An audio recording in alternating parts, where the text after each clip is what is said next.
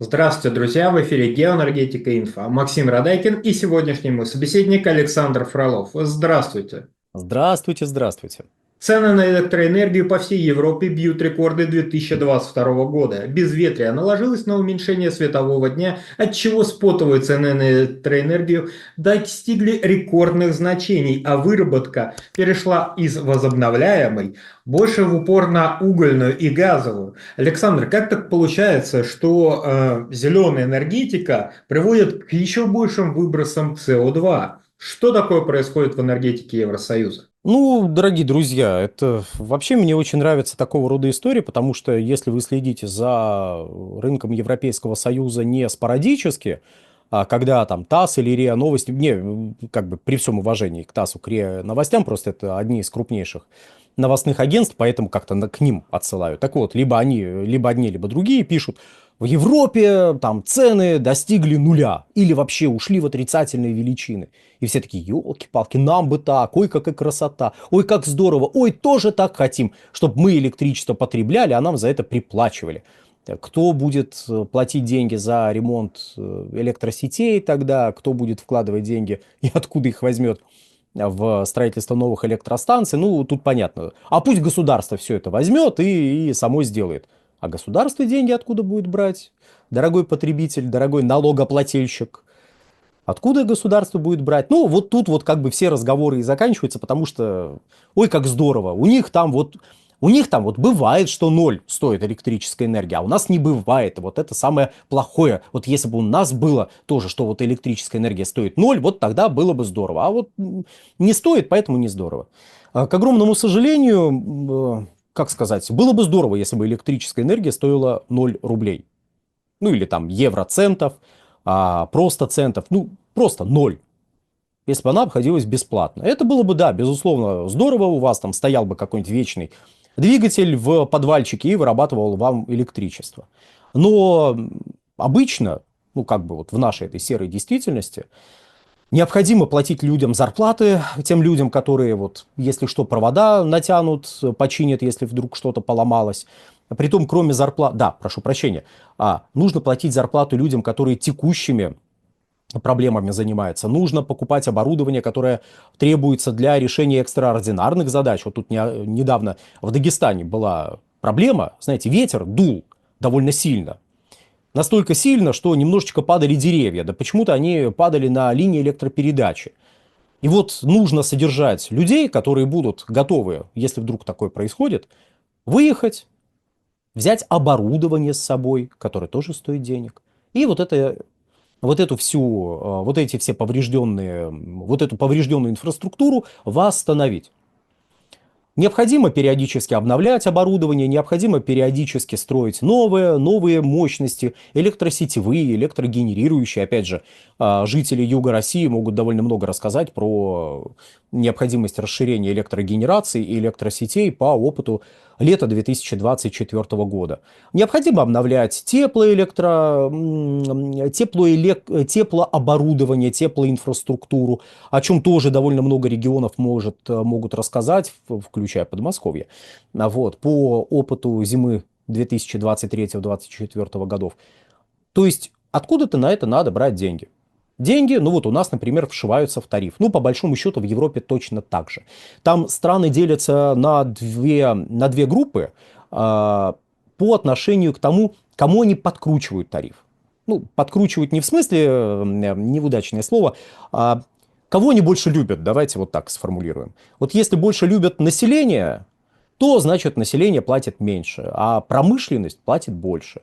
А в каких-то странах, наоборот, промышленность платит меньше, чем население. Но речь еще раз о конечном тарифе. Это может быть связано о тарифе для конечного потребителя. Население он, промышленность, неважно. Этот тариф не зависит, ну или в наименьшей степени зависит от колебаний суточных, тем более колебаний на оптовом рынке. Видимо, имеется в виду рынок на сутки вперед. Там тоже, знаете, электрическая энергия, как биржевой товар, это весьма забавная штука, у которой может быть которая сразу представлена в нескольких ликах, если угодно, в плане оптового ценообразования. Но мы сейчас не об этом. Мы сейчас о том, что, да, бывают новости о том, что, ой, избыток электрической энергии привел к тому, что начинают снижаться цены, ну, точнее, оптовые цены. Биржевые котировки начинают снижаться. А иногда они уходят даже в отрицательные величины, мол, пожалуйста, пожалуйста, увеличьте потребление электрической энергии сейчас, потому что у нас все так умно сделано, в Европейском Союзе имеется в виду, что мы не можем взять и, ну, сейчас уже могут, но вот раньше, мы не можем взять и обрубить вот этих поставщиков электрической энергии, нам запрещено это делать. То есть, когда у вас действует норма о том, что производитель электрической энергии из возобновляемых источников имеет приоритетный доступ к сетям, то есть начал производить электрическую энергию, дружок, ты обязан принять.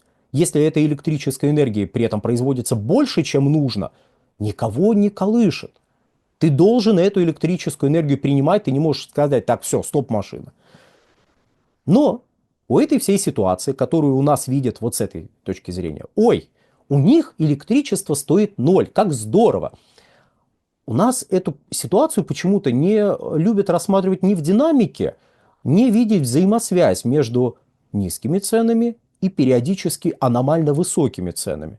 То есть, когда у вас биржевые котировки, ну, хорошо, давайте, оптовая цена электрической энергии, вот для простоты, поднимается до там 950 евро за мегаватт-час, то, наверное, это как-то немножечко, ну, как-то вот в несколько раз больше, чем величина, к которой вы привыкли. А почему это происходит?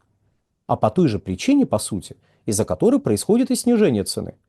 У вас ветер перестал дуть, и вместо того, чтобы ветрогенерация занимала 30, ну, пусть не 30, ну, бывало просто и 30 тоже, пусть 20% от совокупной выработки электрической энергии, хопа, на завтра она у вас производит лишь 8%, 7% электрической энергии.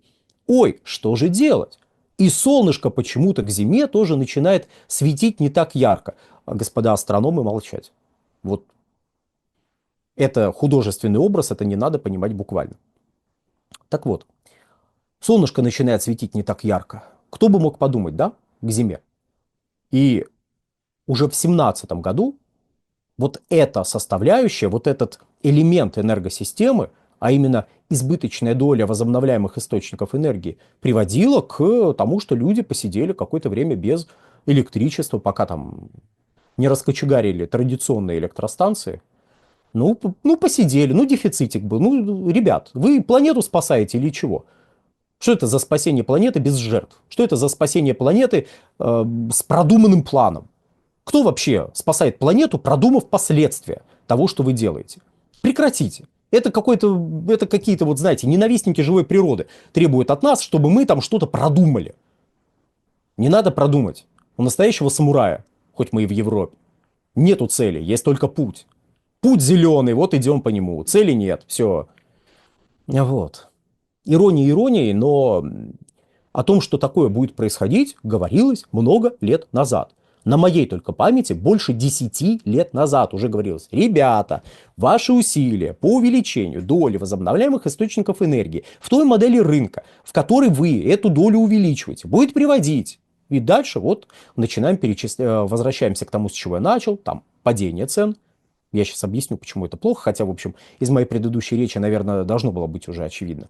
И к аномальному росту цен. А периодически вы просто без электричества будете сидеть, если вы позакрываете, например, все угольные электростанции, а должное количество газовых электростанций не построите, должное количество атомных электростанций не построите. Ну, не любите вы уголь. Португалия, Бельгия, Швеция и... Кто же у нас там? Португалия, Бельгия, Австрия, да, точно. И Австрия уже отказались от своей угольной генерации. Германия сократила чуть ли не в 1,5 раза уже к настоящему моменту объемы угольной генерации. И другие страны тоже угольные электростанции закрывают. Да, пришлось их немножечко предподоткрыть в 2022-2023 годах, но это аномалия. Мы сейчас все разрулим, в будущем подобного не произойдет, объясняют нам в Европе, потому что мы сейчас привлечем финансирование для строительства газовых электростанций которые потом перейдут на водород, ну или там водород подразумевается, но они говорят на возобновляемые газы. Бог с ним. На водород перейдут эти электростанции. А инфраструктура у вас есть? Самурай в Европе не имеет цели, у него есть только путь, инфраструктуры нет. Планы, которые выстраивались, не имели под собой какого-то четкого основания. Поэтому чего вы пристали со своими дурацкими вопросами?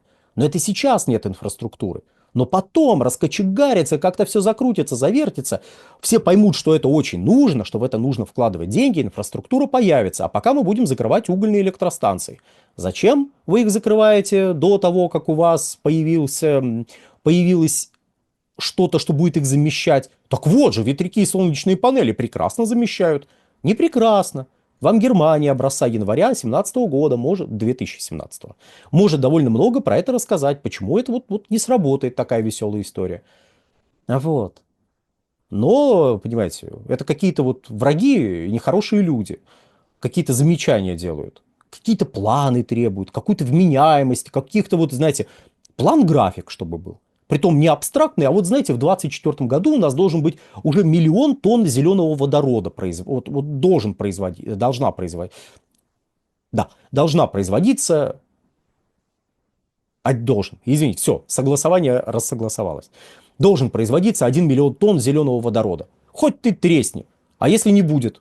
Ну, не урожай. Знаете известный анекдот про урожай оливок в Греции? Ну, погуглите, я сейчас в ваше время на анекдоты тратить не буду. Вот не урожай, понимаете, ну вот не получилось, но потом обязательно получится. Ну мало ли что, 24 год, ну тут аномалии случились, к 30-му все будет. 10 миллионов тонн зеленого водорода и электростанции на водороде. И, понимаете, и Нью-Васюки, из Старой Москвы, все переезжают в Васюки, стесненные жилищным кризисом, ну и так далее. Я думаю, все ценители замечательного романа «12 стульев» понимают, о чем идет речь. Почему плохо, когда 0 центов, евроцентов стоит электрическая энергия? Плохо это тем, что снижает инвестиционную активность, инвестиционную привлекательность этого направления. Ну, вы ставите электростанцию, наверное, чтобы денежку зарабатывать. А когда вам говорят, мы сейчас не углубляемся в систему финансирования зеленой энергетики, мы, так сказать, вот знаете, с высоты птичьего полета на всю эту историю смотрим. Вы ставите, чтобы денежку зарабатывать. А тут вам говорят, ну, в какой-то момент вы будете зарабатывать 0. Иногда вы будете приплачивать покупателю. Ну, это прекрасная идея. С точки зрения экономики, это вот прям сразу хочется побежать и вложить деньги. Ну, хорошо. А с другой-то стороны, вот, смотрите, хопа, аномальное повышение. Кто в этом заинтересован? Производители заинтересованы. Правда? Производители заинтересованы в том, чтобы дальше в условиях кризиса обваливать спрос на электрическую энергию, создавать условия для того, чтобы спрос минимизировался. Вот низкие цены, аномально низкие цены, приводят к нехватке вложений в инфраструктуру. А аномально высокие цены приводят к снижению активности со стороны потребителей. Потому что, с одной стороны, не хочет поставщик электрической энергии, ну даже не поставщик электрической энергии, не хочет компания, занимающаяся энергетическими вопросами, в этом участвовать, потому что прогореть можно. А с другой стороны, потребитель, который периодически смотрит на происходящее и говорит, мама родная, вы чего? Вы о чем? В смысле? В смысле 950? А как я планировать свои затраты должен? Как вы себе это представляете? Ну как? Скоро мы поставим, смотри, говорят, скоро мы поставим электролизеры, которые будут производить зеленый водород. Зеленый водород станет батарейкой для электрической энергии, за счет которой будет накапливаться электрическая энергия избыточная, производимая из возобновляемых источников энергии. Здорово, здорово. И этот зеленый водород будет потребляться как самостоятельный энергоноситель. Вот мы уже решили строить электростанции, работающие на водороде. Пока активности со стороны тех, кто должен денежку нести, нет, но это пока, а потом все закрутится. Поэтому ты не волнуйся, дружок, давай свои 5 сольда на известном поле чудес закапывай. А там, в нашей стране, мы знаем, что с этими 5 сольда нужно сделать. Вот. И завершая эту беседу, заметим следующее, что действительно, далеко не первый раз ветровая энергетика вот так подводит и рынок, и потребителей. Ветровая энергетика довольно значительно подвела их в 2021 году. Мы как-то уже вели разговор на эту тему. В 2021 году резкое снижение производства электрической энергии на ветряках создало кризисные явления, например, в Техасе, создало кризисные явления на рынке Европейского Союза. В Техасе в феврале 2021 года, а в Европейском Союзе летом. Не только в Европейском Союзе были проблемы с ветряками, но они были. Вот. На протяжении последних лет 4 Wind Europe, это профильная ассоциация европейская, бьет тревогу, что ай-яй-яй, вложения, ну, ай-яй-яй, те компании, которые производят ветроэнергетические установки, находятся в сложном финансовом положении, надо им помочь. Надо еще больше ветряков ставить, надо убрать бюрократические препоны. Это, если что, смотрите, вот вы приходите и говорите, мне надо. И плевать, инфраструктура готова, не готова, потребители есть, нет потребителей, да плевать. Ветряк надо ставить, ребят, вы что? Ну вы чего? Какие там бюрократические препоны вы тут пытаетесь нам ставить, наше передовое вот этой вот, передовому направлению? Ну какие-то пытаются ставить, их надо убрать срочно, и тогда все зацветет и запахнет. Ах, да, а еще знаете, что нужно сделать? Нужно от китайских производителей избавиться. А то что-то, знаете, вот они давят европейских производителей, и европейским производителям очень плохо от этого. То есть мы что имеем? Производители оборудования в Европе 4 года находятся в сложном финансовом положении. На самом деле дольше, но вот активно это обсуждать стали года 4 назад. Проблемы у рынка, которые были раньше, сохраняются.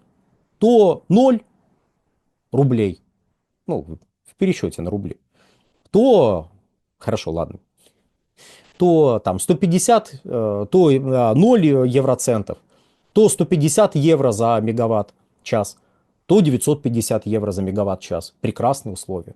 Ну и давайте я вот у себя в телеграм-канале некоторое время назад для простоты уважаемой аудитории провел подсчеты, как раз когда вот эта ситуация с резким ростом. Уже 4 ноября поступили соответствующие новости, и там следующая статистика была. Значит, цена электроэнергии на сутки вперед, вот как раз. Во Франции поднялась на 7%. Я сразу в рублях, если позволите. Ну, для понимания, а то знаете, евро, в рублях. 12 240 рублей за мегаватт-час. Ну, делим на 1000, получаем киловатт-час. Это оптовая цена. Смотрим на свои вот эти вот платежки. Это оптовая цена. В Великобритании на 9% поднялась. До 14 536 рублей за мегаватт-час. А в Германии на 31%. Где больше ветряков, там больше проблем. До 17 тысяч, ну, 17,5 тысяч рублей за мегаватт-час. Вот. То есть 17,5 рублей за киловатт-час. Смотрим, это оптовая цена. Конечный потребитель платит немножко больше. Вот. В Германии любят больше промышленность, чем население, поэтому конечный потребитель там платит немножечко побольше этой суммы. Даже до энергетического кризиса Германия была самой дорогой страной на планете Земля с точки зрения цены электрической энергии. Если вы хотите написать, так у них зарплаты самые высокие на планете Земля, да? У них зарплаты. Нету такой взаимосвязи между зарплатами и тарифами, к огромному сожалению, наверное. Без всяких шуток. К огромному сожалению, такой системы нету. Но вот для Германии, да, это проблема. Эту проблему они пытаются решить. Пытаются решить строительством новых газовых электростанций в текущих условиях, когда угольная генерация сокращается, когда атомные электростанции они закрыли, когда сейчас они все больше и больше метеозависимы. То есть их энергосистема все больше зависит от явлений природы. Вот. Вот это последствия подсечно-огневой энергетики, которая реализуется в Европе на протяжении последних 15 лет. Ну а на сегодня, дорогие друзья, Пожалуй, все. Вот такая ситуация складывается. Мы за ней будем дальше следить. Александр, большое спасибо за комментарий. Друзья, подписываемся на Александра Фролова, подписываемся на Геоэнергетика Инфо в Телеграм. Не дожидайтесь, пока YouTube из замедления окончательно заблокирует и нас вместе с ним. Ссылки будут в описании к данному ролику и закрепленном комментарии. Там же будут реквизиты для всех желающих помочь проекту, чтобы мы и дальше также бодро вещали на всех площадках без монетизации. Спасибо, до новых встреч. Всего хорошего.